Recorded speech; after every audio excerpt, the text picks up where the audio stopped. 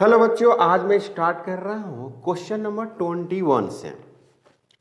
Which of the following graph represent the variation of resistivity with temperature of copper. पहली बात कि copper है तो कॉपर क्या है भाई? कंडक्टर है। कॉपर एक कंडक्टर है। तो कह रहा है कि अगर आप टेम्परेचर बढ़ाते हैं, टेम्परेचर का वैल्यू बढ़ाते हैं, तो हम लोग जानते हैं कि रेजिस्टिविटी क्या करती है? बढ़ती है। रेजिस्टेंस भी क्या करती है? बढ़ती है। किसके लिए बढ़ती है? सब कंडक्टर के लिए। सब कंडक्टर के लिए होता है। ठीक है भाई। तो इसका अगर ग्राफ देखा जाए, इधर रेजिस्टिविटी को रखते हैं और इधर क्या रखते हैं? टेम्परेचर। तो इसकी ग्राफ होगी इस तरह से। जैसे इसमें बहुत सारे ग्राफ दिया हुआ है तो इस तरह से होगा, ऐसे। मतलब कि रेजिस्टिविटी जीरो नहीं होगी। रेजिस्टिविटी जीरो नहीं होगी, कुछ तो वैल्यू होगी, है ना। तो इसीलिए स्टार्ट हो रही है यहाँ से और ग्राफ ऐसा होता है। क्लियर? कोई डाउट इसमें? इसमें कोई डाउट नहीं होनी चाहिए। ये थ्योरी है। जैसे भी आप थ्योरी पढ़े होंगे, कोई भी टीचर आपको थ्योरी पढ़ाया होगा तो ये जरूर बताया होगा। नेक्स्ट क्वेश्चन है, the solids which have the negative temperature coefficient of resistance R. मतलब ये कहना चाहता है कि एक सॉलिड है, उसका टेम्परेचर कांस्टेंट नेगेटिव होगा। मतलब कि जैसे यहाँ पर आप लिखते हैं ना, R2 is equal to R1 plus R1 alpha और T2 माइनस T1। तो ये जो लिखते हैं आप, ये किसके लिखते हैं? कंडक्टर के लिए लिखते हैं। 1 प्लस होता है यहाँ पर अल्फा और T2 माइनस T1। ये हो गया कंडक्टर के लिए। तो ये जो डायग्राम, ये जो इक्वेशन है, ये बता रहा है कि रेजिस्टेंस बढ़ेगा अगर टेम्परेचर बढ़ता है तब, क्योंकि इसका पॉजिटिव कोफिशिएंट है। देख रहे हैं? Positive coefficient. तो इस तरह से फार्मूला होता है जब वो टेम्परेचर बढ़ता है तब। ओके।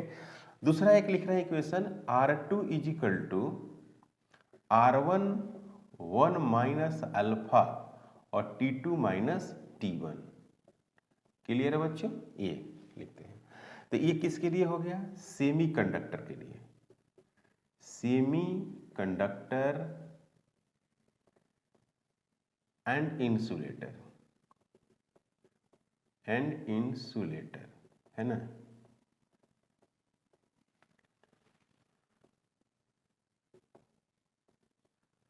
इंसुलेटर के लिए है। ठीक है बच्चों। तो इसमें क्या हो रहा है? जो अल्फा है वो क्या आ रहा है? अल्फा नेगेटिव आ रहा है। देख रहे हैं? Negative coefficient of temperature, that is negative coefficient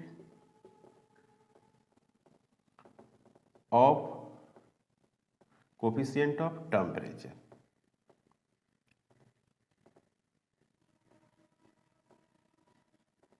तो अगर ऑप्शन की बात करें तो इसमें तो ऑप्शन हो रहा है बच्चों, 21 का जो ऑप्शन है वो है सी।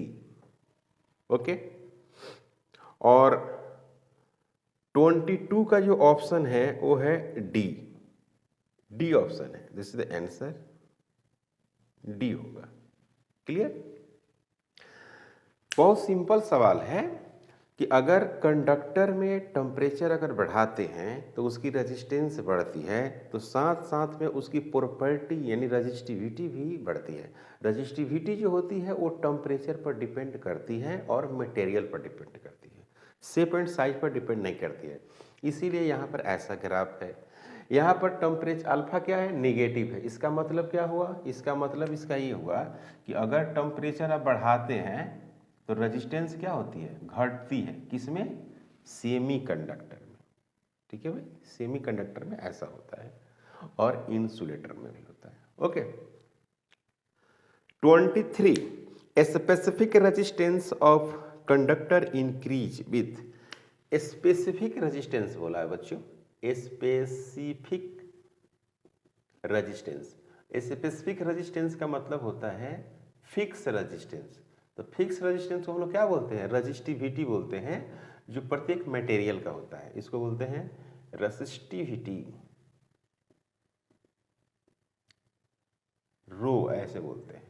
तो फॉर कंडक्टर याद कर जाइएगा, फॉर कंडक्टर टेम्परेचर इंक्रीज करता है तो रजिस्टिविटी क्या करती है, इंक्रीज करती है। क्लियर। अब फॉर सेमी कंडक्टर में उल्टा होता है। फ्रॉम सेमी कंडक्टर टेम्परेचर अगर बढ़ता है तो रजिस्टिविटी क्या होती है बच्चों, घटती है। क्लियर। इसका भी फॉर्मूला ऐसा होता है, ρ2 इजिकल टू ρ1 1 प्लस अल्फा और T2 माइनस T1। सही है, इस तरह से होती है। अब ये किसके लिए हुआ बच्चों, कंडक्टर के लिए। कंडक्टर के लिए यहाँ पर प्लस होगा। सेमी कंडक्टर के लिए क्या होगा, ρ2 इजिकल टू ρ1 1 माइनस, मतलब ये घटेगा अल्फा और T2 माइनस T1, ये घट रही है क्वांटिटी। क्लियर, नो डाउट नहीं। तो इसका जो ऑप्शन होगा वो होगा, कंडक्टर है तो ऑप्शन होगा ए, मतलब कि आंसर में जो होगा इसका ए होगा। 24, क्वेश्चन नंबर 24 करे कि a copper and silicon cooled from 300 kelvin to 60 kelvin the specific resistance. पहली बात की देखिए, पहली बात की ये जो है 300 केल्विन से कहाँ आ गया, 60 केल्विन आ गया। इसका क्या मतलब हुआ, दैट इज टेम्परेचर क्या कर रहा है बच्चों, घट रहा है। टेम्परेचर डिक्रीज कर रही है ना, टेम्परेचर डिक्रीज। जब टेम्परेचर डिक्रीज करेगा तो एक है आपको कॉपर की अगर हम बात करें, कॉपर में तो अगर टेम्परेचर घटता है तो रेजिस्टेंस भी क्या होगा, घटेगा। कोई डाउट नहीं। और सिलिकॉन में क्या हो जाएगा, सिलिकॉन सेमीकंडक्टर है ना, तो उल्टा ना हो जाएगा। सिलिकॉन में क्या हो जाएगा कि टेम्परेचर अगर घट रहा है तो यहाँ पर रेजिस्टेंस क्या हो जाएगा, बढ़ जाएगा, उल्टा हो जाएगा। तो यहाँ पर पूछा है कॉपर का, पहले कॉपर उसके बाद सिलिकॉन रेस्पेक्टिवली। तो copper decrease in copper but increase in silicon, तो आंसर क्या होगा, ए होगा। आंसर ए होगा। समझ में आया बच्चों, आया समझ में। ऑप्शन इसका क्या है, ए है। सिलिकॉन के लिए बढ़ेगा और कॉपर के लिए घटेगा। तो लिखा है decrease in copper increase in silicon. क्यों, क्योंकि टेम्परेचर घट रहा है। कोई डाउट यहां तक, okay. Two resistors of resistance 100 ohm and 200 ohm are connected in parallel in electrical circuit, full stop. The ratio of thermal energy by developed in 100 ohm and that of 200 ohm in a given time is, एक given time है। पहली बात ये है कि H is equal to जो formula होता है वो I² R/T का इस्तेमाल करते हैं। अब ये कब यूज करते हैं, जनरली जब सीरीज में रहता है तो इसको यूज करते हैं, अच्छा रहता है क्योंकि करंट हमको जानकारी रहती है। इसको जो लिखते हैं ना V² डिवाइडेड बटे R/T, V बराबर IR से कन्वर्ट कर देंगे तो ऐसा आ जाएगा। जब पैरेलल में रहेगा तब यूज हम लोग करते हैं। ओके। अब यहां पर पूछा है कि H100 डिवाइडेड बटे H200, ये वैल्यू आपको निकालनी है। ओके। तो सबसे पहली बात यहाँ पर ये है कि जब पैरेलल में कंबाइन करते हैं ऐसे तो पोटेंशियल क्या हो जाती है, कांस्टेंट ना हो जाती है।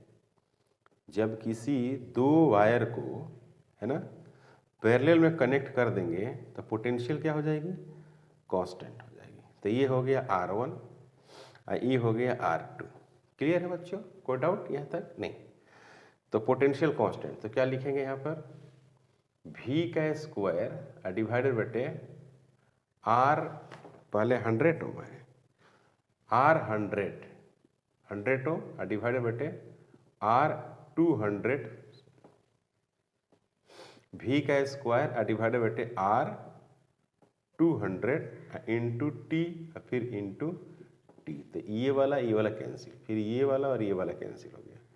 तो आपको क्या मिलेगा, H100 डिवाइडेड बटे एच 200, तो आर 200 डिवाइडेड बटे कितना आर 100, तो यहाँ पर हो जाएगा कितना 200 डिवाइडेड बटे 100, तो रिजल्ट कितना आएगा। अगर यहाँ पर लिखेंगे कि एच 100 डिवाइडेड बटे एच 200, तो मिलेगा आपको 2 डिवाइडेड बटे 1, मतलब कि H 100 ratio H 200 is equal to 2 ratio 1, यही हो गया आंसर। क्लियर। तो ऑप्शन अगर आप देखेंगे तो आपको बी ऑप्शन मिलेगा। समझ में आया। हीट निकालने का ये फार्मूला है ना बाबू। हीट तो कई फार्मूला होता है इसका, तो करंट वाला केस में ये रखेंगे, आप पोटेंशियल वाला केस में ये रखेंगे। तो एक गिवन टाइम कह दिया था, रेजिस्टेंस दिया हुआ था, तो हमने क्या किया कि इसको पैरेलल में जोड़ना था, तो इस फार्मूला को यूज कर दिया, क्योंकि पोटेंशियल क्या रहेगा कांस्टेंट रहेगा। क्लियर। करंट की कोई प्रॉब्लम नहीं रहेगी। क्वेश्चन नंबर 26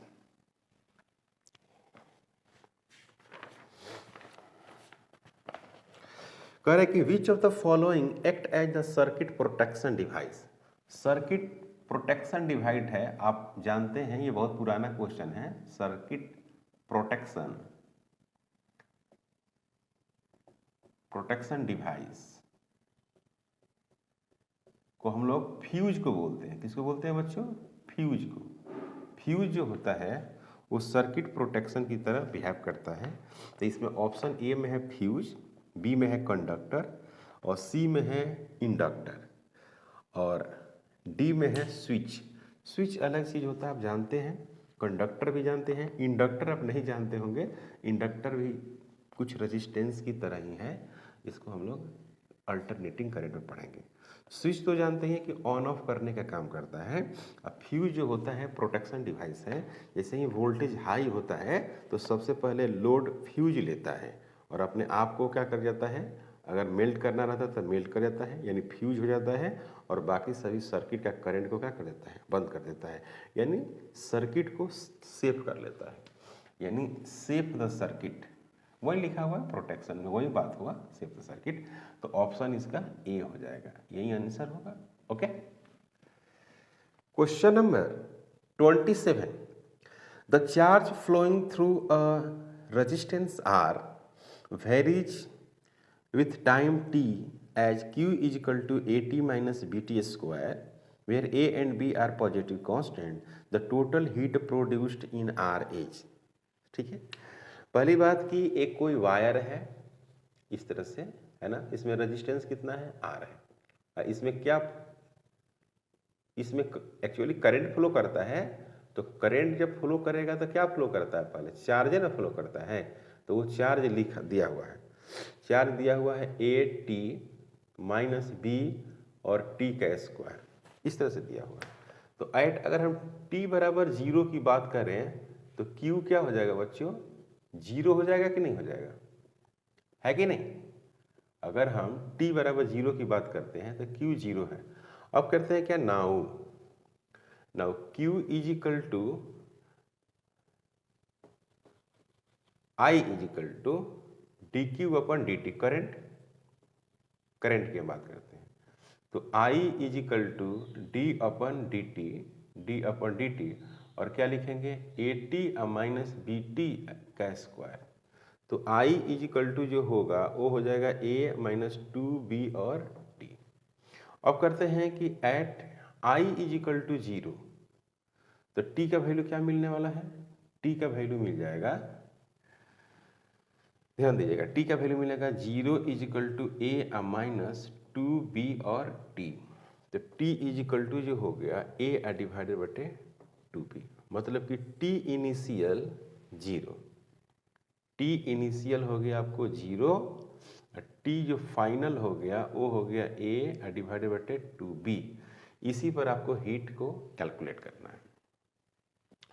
तो हीट का फार्मूला जो हम लोग लिखेंगे वो क्या लिखेंगे, आई स्क्वायर आर और D T, I square R और डी टी इंटीग्रेशन ऐसे।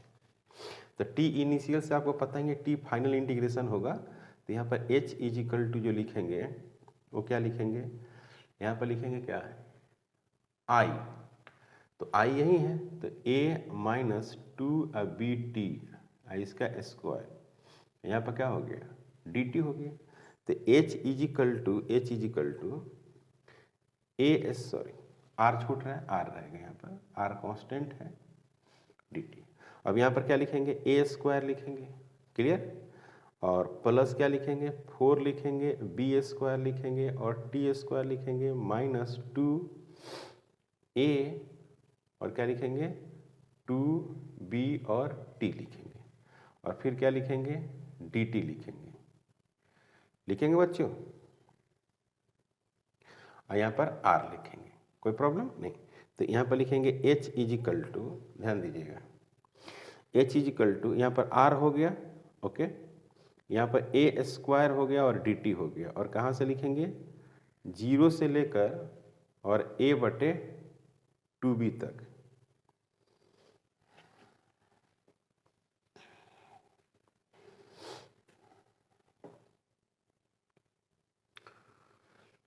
यहाँ पर लिखेंगे, यहाँ पर पहले r लिख देंगे, ठीक है, और लिखेंगे a स्क्वायर dt, और 0 से लेकर a/2b तक, माइनस 4 बाहर हो जाएगा, b स्क्वायर भी बाहर हो जाएगा, और सिर्फ क्या रहेगा t स्क्वायर यहाँ पर रहेगा dt, और 0 से लेकर a/2b तक, और सॉरी प्लस है, ये प्लस है, और प्लस ये हो जाएगा आपको 4, यहाँ पर लिखेंगे क्या 4ab और t dt, और 0 से लेकर a/2b तक, ऐसा होगा। तो यहाँ पर t हो जाएगा, आपको पता है ना, यहाँ पे जो होगा वो क्या होगा t हो जाएगा, देख रहे हैं, यहाँ पर r लिखेंगे बिल्कुल, और यहाँ पर लिखेंगे a स्क्वायर t लिखेंगे, है ना बच्चों, a स्क्वायर t, और 0 से लेकर a/2b, अब प्लस 4b का स्क्वायर लिखेंगे, और क्या लिखेंगे t के पावर 3 लिखेंगे, t के पावर 3/2, 0 से लेकर a/2b, अब प्लस लिखेंगे क्या 4 लिखेंगे, प्लस 4ab और t का स्क्वायर/2, 0 से लेकर a/2b। तो h इज इक्वल टू जो होगा,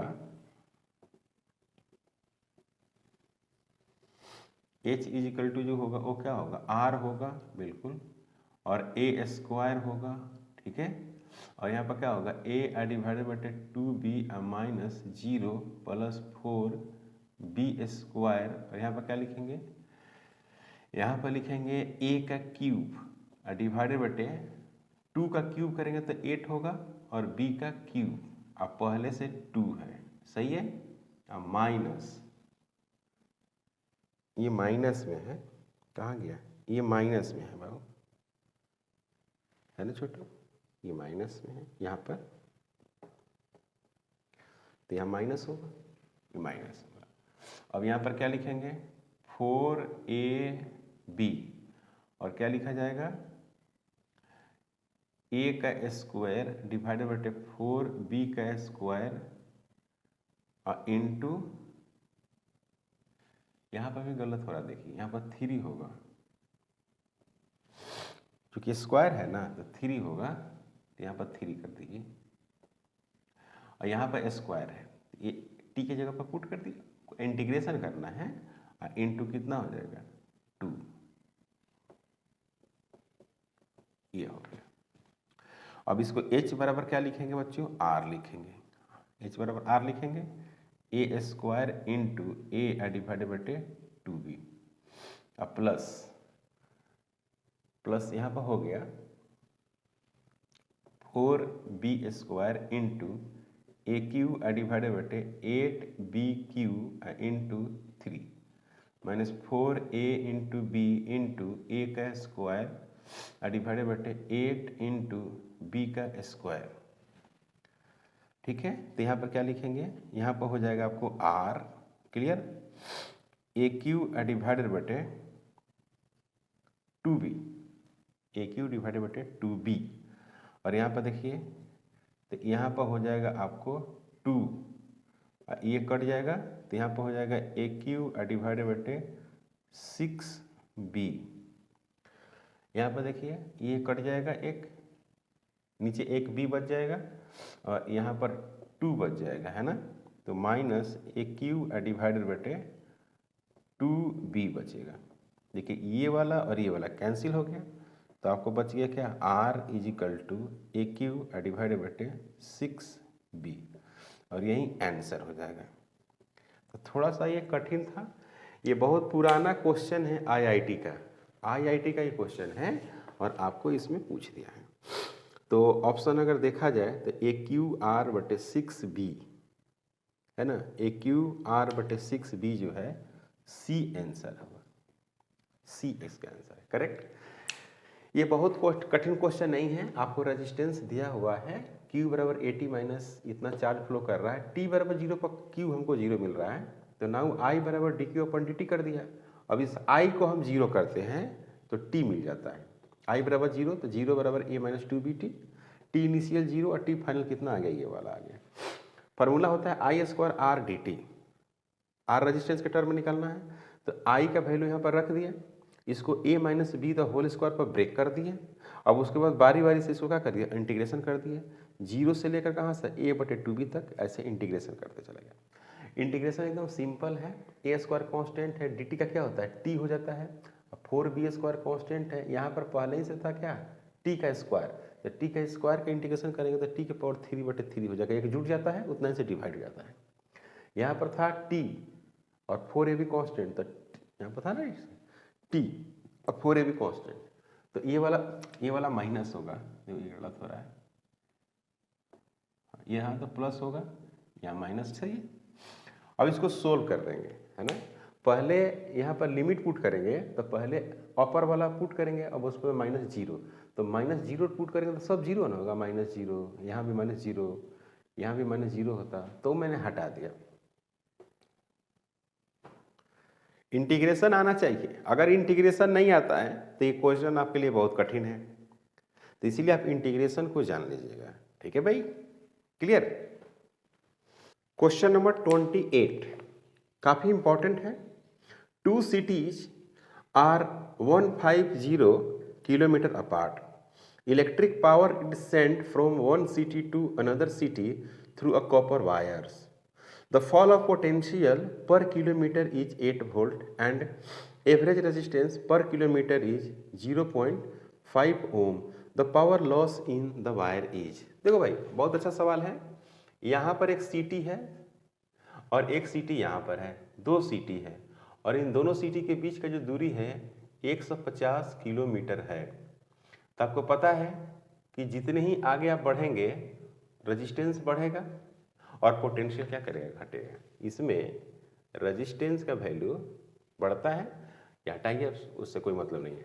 तो यहाँ पर क्या किया है कि आपको दिया हुआ है पोटेंशियल, दिया हुआ है पोटेंशियल फॉल कर रहा है, वही घट रहा है, पोटेंशियल फॉल पर किलोमीटर, है ना, पर किलोमीटर माने 1 किलोमीटर में आपको दिया हुआ है, वो कितना दिया हुआ है, 8 वोल्ट दिया हुआ है, मतलब कि 8 वोल्ट पोटेंशियल फॉल कर रहा है ना, पोटेंशियल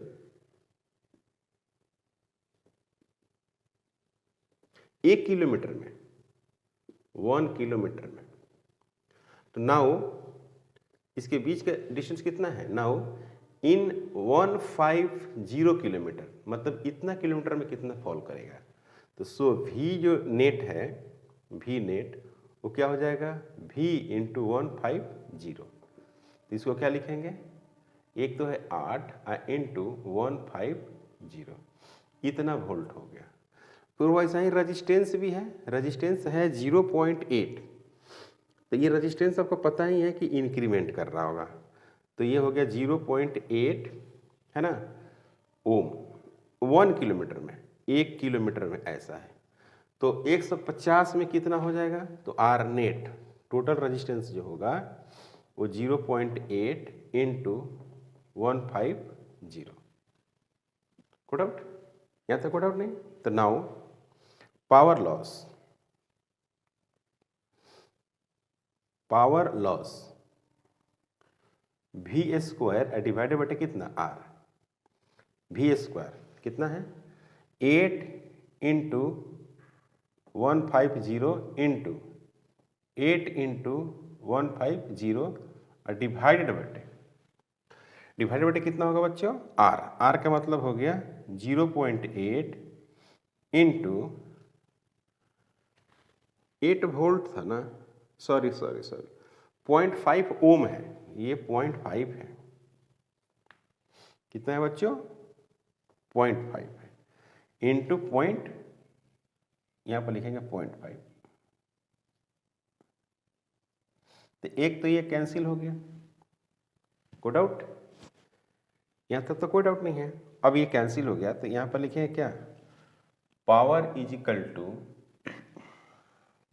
ये ऊपर चला जाएगा तो ये हो जाएगा आपको 8 इंटू 8 इंटू 150।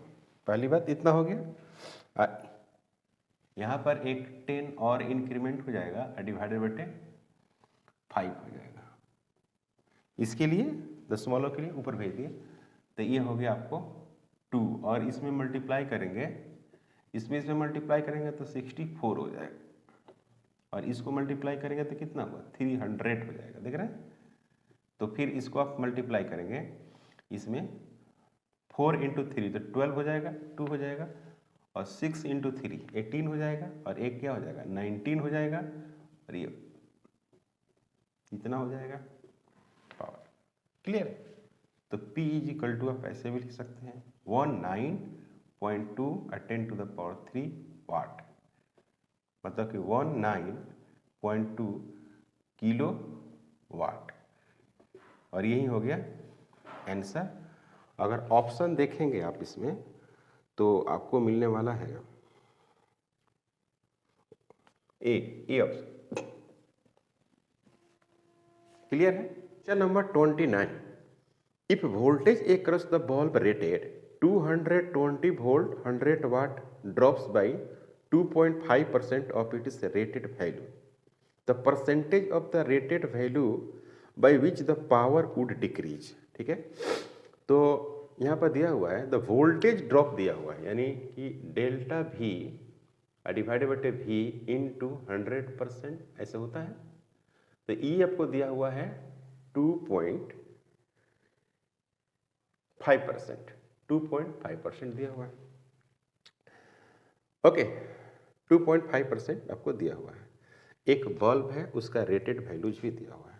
तो P इज इक्वल टू जो होता है, P इज इक्वल टू वो वी स्क्वायर डिवाइडेड बटे आर होता है। तो यहाँ पर क्या लिखेंगे, डेल्टा P डिवाइडेड बटे P is equal to 2 times delta V divided बटे V। ऐसा करने के लिए आप एरर रेजिस्टेंस में पढ़े होंगे, एरर रेजिस्टेंस में। तो यहाँ पर क्या करते हैं, परसेंटेज की बात करेंगे तो डेल्टा P डिवाइडेड बटे P into 100% is equal to 2 times delta V divided बटे V इंटू 100%, ऐसे लिखते हैं। तो यहाँ पर क्या लिखेंगे, 2 इंटू इतना के बराबर क्या लिखेंगे, इतना के बराबर लिखेंगे 2.5%। ओके, तो यहाँ पर क्या हो जाएगा 5%, यही हो गया आंसर 5%। क्लियर? तो 5% आंसर मतलब कि सी है। क्वेश्चन नंबर 30 है, an electric kettle takes 5 ampere current at 220 volt. तो करें कि how much time will it take to boil 1 kg of the water from the temperature 20 degree Celsius. The temperature of the boiling water is 100। इसमें T1 is equal to दिया हुआ है और T2 is equal to दिया हुआ है 100 degree Celsius, है ना। तो इसमें एक डेल्टा टी मिलेगा, ठीक है बच्चों। डेल्टा टी मिलेगा क्या, 100 माइनस 20, 80 मिल जाएगा। यहाँ पर मास दिया हुआ है, mass of water, mass of water 1 kg, ठीक है ना। इसकी स्पेसिफिक हीट जो होता है वो होता है 4200, वो क्वेश्चन में ही दिया रहेगा, है ना। स्पेसिफिक हीट जिसको हम लोग बोलते हैं, आप पढ़े होंगे इसके बारे में। और करंट का जो वैल्यूज है वो दिया हुआ है 4 एम्पियर। P इक्वल टू जो लिखते हैं बच्चों, VI लिखते हैं। तो हीट बराबर क्या लिखते हैं, हीट बराबर हम लोग लिखते हैं P इंटू टी लिख देते हैं, लिखते हैं कि नहीं। तो यहाँ पर हीट इज इक्वल टू हो गया VI इंटू टी, एक इक्वेशन हो गया। और यहाँ पर जो हीट होता है वो होता है MS और डेल्टा T होता है। तो सेकेंड हो गया। तो from first and second, from first and second दोनों को बराबर करेंगे, है ना। तो क्या मिलेगा, VIT is equal to MS delta T. तो यहाँ पर T इज इक्वल टू जो लिखेंगे वो लिखेंगे MS डेल्टा टी डिवाइडेड बटे VI। तो M का वैल्यू 1 kg है, ये 4200 है ना बच्चों। और डेल्टा टी दिया हुआ है 80 और V दिया हुआ है, पोटेंशियल दिया हुआ है इसमें। आप पोटेंशियल का वैल्यू जब लिख सकते हैं, यहाँ पर V दिया हुआ है आपको 220, तो यहाँ पर लिखेंगे 220 गुड और इंटू I का वैल्यू दिया हुआ है 4 एम्पियर। I का वैल्यू है 4 एम्पियर इंटू 4, तो ये हो जाएगा 220 हो गया, एक जीरो कट गया, फिर ये हो गया कितना 11, है ना, 11 हो गया। तो T इज इक्वल टू आ गया आपको 4200 डिवाइडेड बटे 11, और ये 11 किस में आएगा बच्चों, सेकेंड में आएगा। इसको अगर सोल्व करें तो आएगा आपको 382 सेकेंड आ रहा है। अब इसी को हमको मिनट में अगर हम लेके जाएं, मिनट में, जो कि ऑप्शन मिनट में दिया हुआ है, 382 डिवाइडेड बटे क्या कर दें, 60 से डिवाइड कर देते हैं। तो T इज इक्वल टू आपको मिलेगा, ये एक तो कट देते हुआ 38.2 डिवाइडेड बटे 6, तो 6 ये हो गया 36 हो गया, और फिर क्या होगा पॉइंट, तो ये हो जाएगा आपको 22, तो